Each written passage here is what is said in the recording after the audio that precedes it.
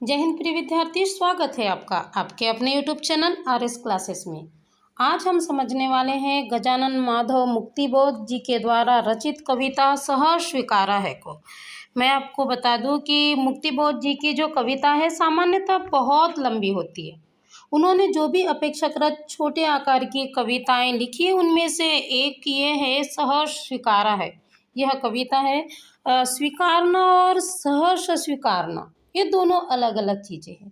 जीवन की प्रत्येक परिस्थिति को स्वीकारना मतलब हम मजबूरीवश उसे स्वीकार रहे हैं, किंतु उस परिस्थिति को हम खुशी खुशी स्वीकार करना, ये एक भाव होता है कि हम जीवन को सच्चे अर्थों में, उसकी परिस्थितियों को सच्चे अर्थों में अपना कर उसे व्यतीत कर रहे हैं।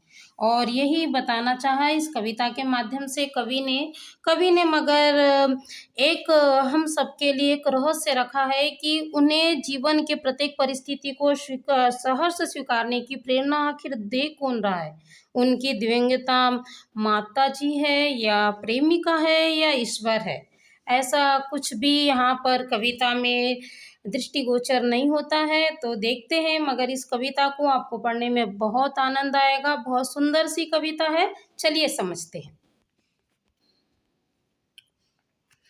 जीवन में जो कुछ भी है सहर्ष स्वीकारा है, इसलिए कि जो कुछ भी मेरा है वह तुम्हें प्यारा है। गर्बीली गरीबी है ये गंभीर अनुभव सब, यह विचार वैभव सब, दृढ़ता यह भीतर की सरिता अभिनव सब मौलिक है, इसलिए कि पल पल में जो कुछ भी जागृत है अपलक है, संवेदन है तुम्हारा। चलिए कविता के अर्थ को समझे। इसके पहले आप संदर्भ देख लीजिए, प्रसंग भी देख लीजिए। आपको पता है प्रस्तुत कविता गजानन माधव मुक्तिबोध जी के द्वारा रचित सहर्ष स्वीकारा से ली गई है और इसमें कवि ने प्रत्येक परिस्थिति को सहर्ष स्वीकारने की प्रेरणा दी है। कठिन शब्द देख लेते हैं क्या क्या है इस पंक्तियों में। सहर्ष यानी होता है प्रसन्नता पूर्वक, स्वीकारना यानी अपनाना, गर्बीली का मतलब होता है अभिमान से युक्त, अनुभव यानी तो जानते हैं आप, सरिता यानी नदी, अभिनव यानी नया, मौलिक का मतलब होता है वास्तविक, अपलक यानी बिना पलक झपके या निरंतर। चलिए अब अर्थ समझते हैं। जिंदगी में जो कुछ भी है सहर्ष स्वीकारा है। कवि कहते हैं कि मेरे जीवन में जो भी घटना घटित हुई है या जो भी परिस्थितियां निर्मित होती है मैं उसे सहर्ष स्वीकार कर लेता हूँ। क्यों कर लेता हूँ?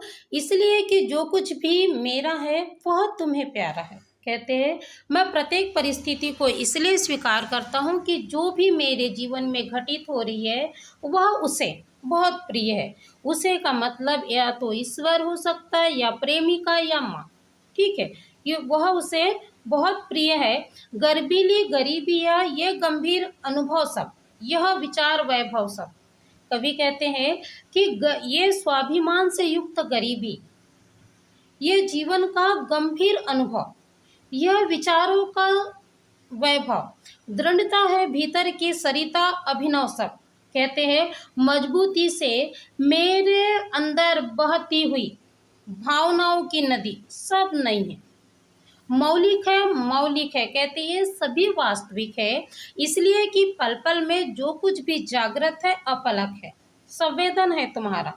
कवि कहते हैं इसके वास्तविक होने का कारण यह है कि प्रत्येक क्षण क्षण में जो भी मेरे जीवन में घटनाएं घट रही है, निरंतर जो भी घटनाएं घट रही है, इसमें तुम्हारी प्रेरणा समाहित है। मुझे उम्मीद है आपको यह पंक्तियां आसानी से समझ आ गई होगी। एक बार फिर से देख लीजिए क्या कहते हैं कवि कि जीवन में जो कुछ भी मेरे घटित हुआ है, मैंने क्या किया है या जो परिस्थितियां निर्मित हुई है मैंने उसे सहर्ष स्वीकार कर लिया है। क्यों स्वीकार किया है? क्योंकि मेरे जीवन में जो कुछ है या जो घटनाएं घट रही है वह सब उसे क्या है, प्रिय है। स्वाभिमान से युक्त गरीबी, गंभीर जीवन के अनुभव, विचार वैभव सब, मजबूती से मेरे अंदर बहती भावनाओं की नदी सब वास्तविक है। क्यों? क्योंकि पल पल में जो निरंतर जो भी घटित हो रहा है उसमें सभी में क्या है, तुम्हारी प्रेरणा समाहित है। मुझे उम्मीद है आपको यह जो पंक्तियों का अर्थ आसानी से समझ आ गया होगा। देख लेते हैं काव्य सौंदर्य क्या क्या हो सकता है।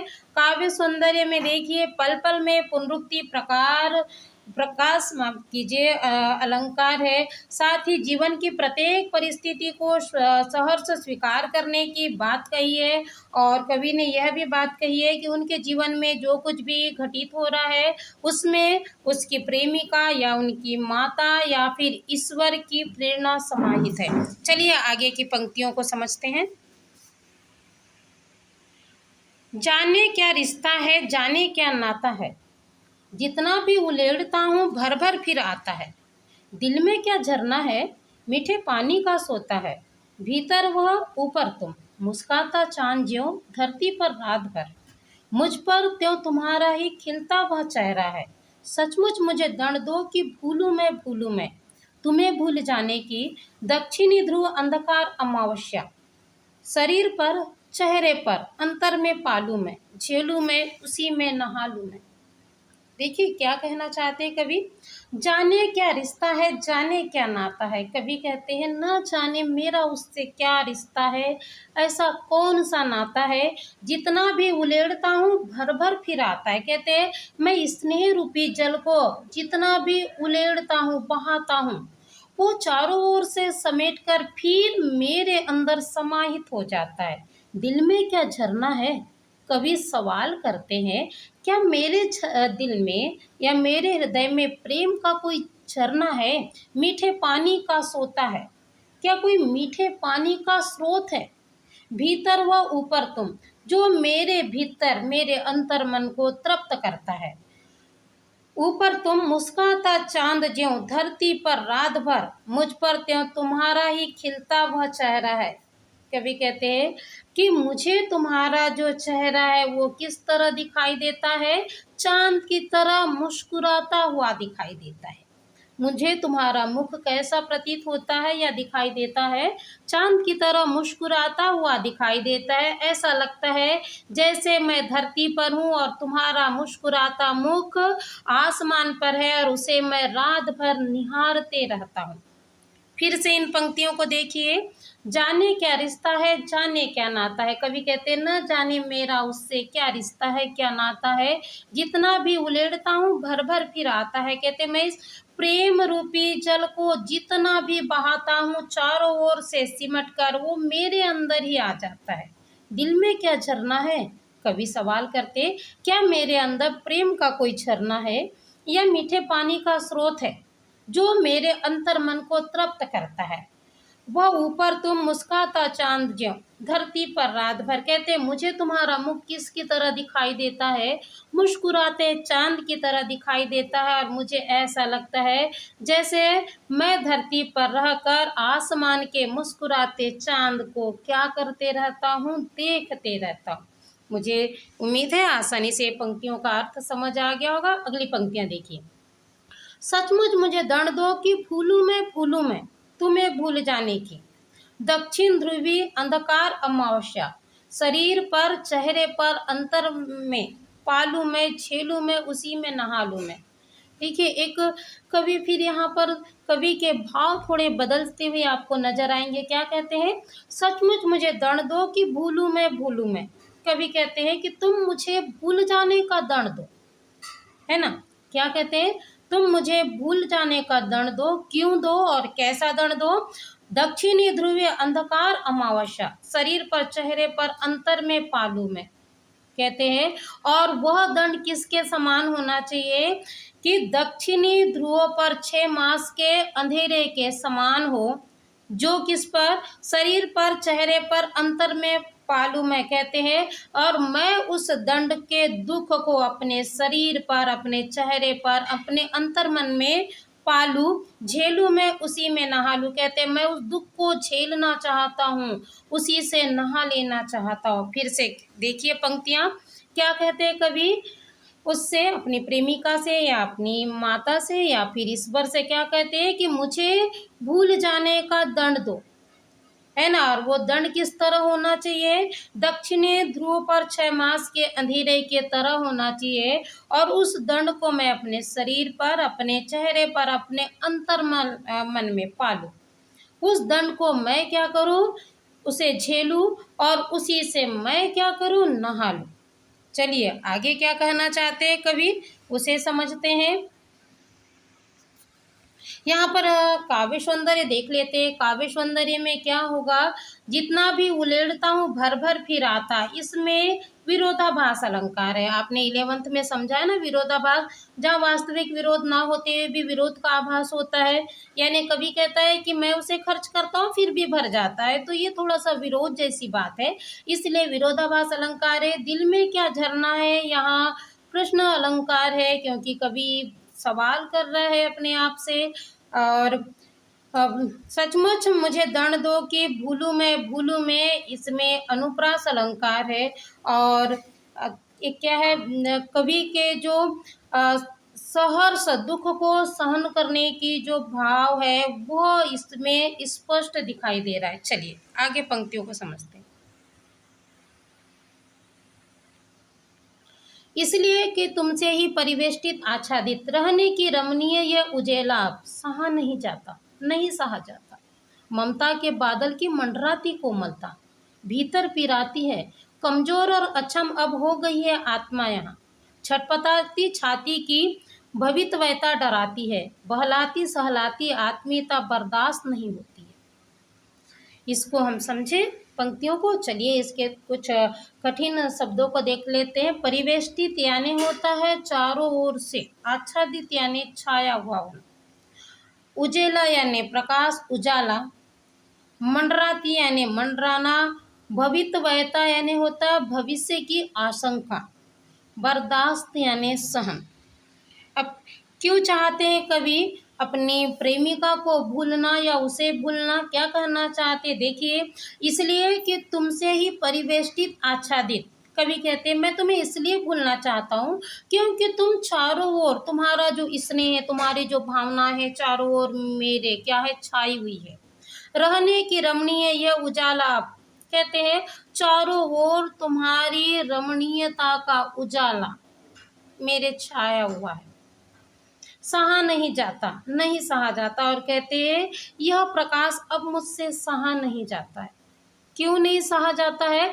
ममता के बादल की मंडराती कोमलता भीतर पिराती है। कहते हैं तुम्हारे हमेशा जो तुम्हारे स्नेह का बादल, जो मेरे चारों ओर कोमलता भरा बादल मेरे चारों ओर मंडराता रहता है, वह मेरे हृदय को बड़ा दुख देता है। पिराती यानी होता है दर्द देना, कष्ट देना।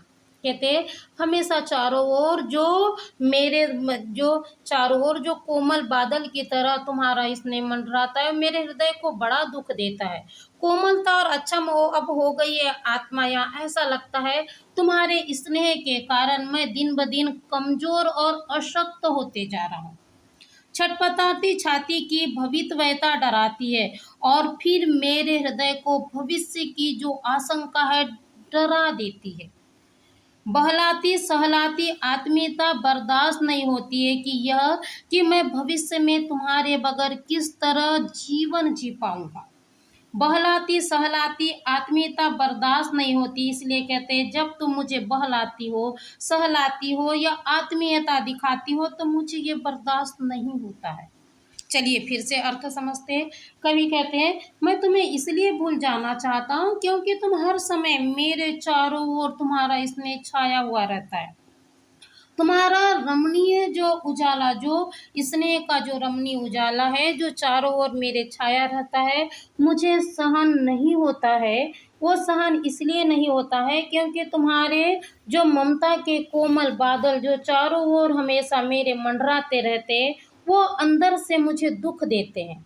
दुख देने का कारण ये है कि तुम्हारे स्नेह के कारण मैं मुझे ऐसा लगता है कि मैं कमज़ोर और अक्षम होते जा रहा हूँ। मेरी जो आत्मा है वो कमज़ोर और अशक्त होते जा रही है, और मैं भविष्य के शंका को देखकर मेरा हृदय डरने लगता है कि यदि भविष्य में तुम मेरे साथ नहीं हुई तो मैं अपने जीवन को किस तरह जीऊँगा।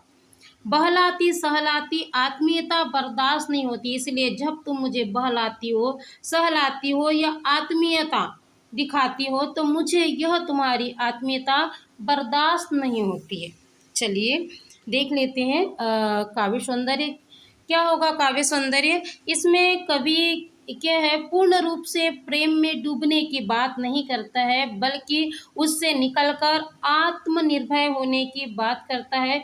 कवि आवश्यकता से अधिक प्रेम को स्वीकार नहीं कर रहा है, क्योंकि उसे ऐसा लगता है कि आवश्यकता से अधिक प्रेम उसके भविष्य की बाधा बन सकती है। चलिए आगे कवि पंक्तियों को समझते हैं। सचमुच मुझे दंड दो कि हो जाओ पाताली अंधेरे की गुफाओं में विवरों में, धुएं के बादलों में बिल्कुल मैं लापता। लापता वहाँ भी तो तुम्हारा ही सहारा है, इसलिए कि जो कुछ भी मेरा है या मेरा जो होता सा लगता है, होता सा संभव है, सभी वह तुम्हारे ही कारण के कार्यों का घेरा है, कार्यों का वैभव है। अब तक जिंदगी तो अब तक तो जिंदगी में जो कुछ भी था, जो कुछ है, सहर स्वीकारा है, इसलिए कि जो कुछ भी मेरा है वह तुम्हें प्यारा है। चलिए अब कवि यहाँ क्या कहना चाहते हैं देख लीजिए। सचमुच मुझे दंड दो कि हो जाऊं पाताली अंधेरे की गुफाओं के विवरों में। क्या कहते हैं कवि अपनी प्रेमिका से या माता से कि सचमुच तुम मुझे क्या करो, ऐसा दंड दो कि मैं क्या करूं, पाताल के अंधेरे गुफाओं की विवर यानी सुरंग की सुरंगों में खो जाऊं। मुझे ऐसा दंड दो कि मैं पाताल के अंधेरे गुफाओं की सुरंग में खो जाऊं, धुएं के बादलों में बिल्कुल लापता, और वहां के धुएं से बने बादलों में मैं पूर्ण रूप से लापता हो जाऊं। लापता कि वहां भी तुम्हारा ही सहारा हो, कहते वहां इतना लापता हो जाऊं कि मुझे अपने अस्तित्व का भी ज्ञान ना हो, किंतु तुम्हारे भावनाओं का सहारा हमेशा मेरे साथ हो, इसलिए कि जो कुछ भी मेरा है या मेरा जो होता सा लगता है, होता सा संभव है। कवि कहते इसलिए कि मेरे जीवन में जो कुछ भी है या मुझे लगता है कि वह मेरा है, उन सभी में तुम्हारी प्रेरणा समाहित है, सभी वो तुम्हारे ही कारण के कार्यों का घेरा है, कार्यों का वैभव है। कहते मेरे जीवन के प्रत्येक कार्य और कार्यों का वैभव सब तुम्हारी प्रेरणा से निर्मित है। अब तक तो जिंदगी में जो कुछ था, जो कुछ है, सहर्ष स्वीकारा। कहते मेरे जीवन में अब तक जो कुछ भी था, जो कुछ घटित हुआ, मैंने सभी को सहर्ष स्वीकार किया, इसलिए कि जो कुछ भी मेरा है वह तुम्हें प्यारा है। कहते मैंने उसे इसलिए स्वीकार किया क्योंकि मेरे जीवन में जो भी घटित हुआ है वह तुम्हें प्यारा है। चलिए एक बार फिर से इन पंक्तियों को समझ लेते हैं। क्या कहते हैं कवि, सचमुच मुझे दंड दो कि हो जाओ पाताली अंधेरे की गुफाओं में विवरों में, धुएं के बादलों में बिल्कुल मैं लापता। कवि कहते हैं मुझे ऐसा दंड दो भूलने का कि मैं पाताल के अंधेरी गुफाओं के सुरंग में खो जाऊं, धुएं के बादलों में बिल्कुल लापता, वहां के धुएं के बादल में मैं क्या हो जाऊं, लापता हो जाऊं, मेरा अस्तित्व लापता हो जाए। लापता वहां भी तो तुम्हारा ही सहारा है। कहते मेरा अस्तित्व तो लापता हो जाए, किंतु वहां भी तुम्हारी भावनाओं का मेरे साथ सहारा हो, इसलिए कि जो कुछ भी मेरा है, मेरा जो होता सा लगता है, होता सा संभव है। कवि कहते हैं क्योंकि मेरे जीवन में जो कुछ है या जो कुछ हुआ सा लगता है वो सब तुम्हारे स्नेह के कारण है, प्रेरणा के कारण है, सभी वह तुम्हारे ही कारण के कार्यों का घेरा है, कार्यों का वैभव है। कवि कहते हैं कि मेरे जीवन में जो कुछ भी कार्य हुए हैं उन कार्यों का वैभव है, वो सब तुम्हारी प्रेरणा का कारण है। अब तक तो जिंदगी में जो कुछ था, जो कुछ है, सहर्ष स्वीकारा, इसलिए मेरे जीवन में जो कुछ भी घटित हुआ है, जो कुछ है, उसे मैंने सहर्ष स्वीकार किया। और सहर्ष स्वीकार करने का कारण ये है इसलिए कि जो कुछ भी मेरा है वह तुम्हें प्यारा है। कहते इसलिए क्योंकि मेरे जीवन में जो कुछ भी घटा है वह तुम्हें प्यारा है। और मुझे उम्मीद है यह जो कविता है काफ़ी भावपूर्ण है, बहुत कुछ कहती है और हमें प्रेरणा देती है जीवन में प्रत्येक परिस्थिति को स्वीकार करने की। तो मुझे उम्मीद है यह जो कविता आपको बिल्कुल पसंद आई होगी, आनंद आया होगा इस कविता को समझकर। और यदि आपने इस कविता को बेहतर समझ लिया है तो इससे संबंधित प्रश्न भी आपसे आसानी से बन जाएंगे। इसी शुभकामना के साथ धन्यवाद।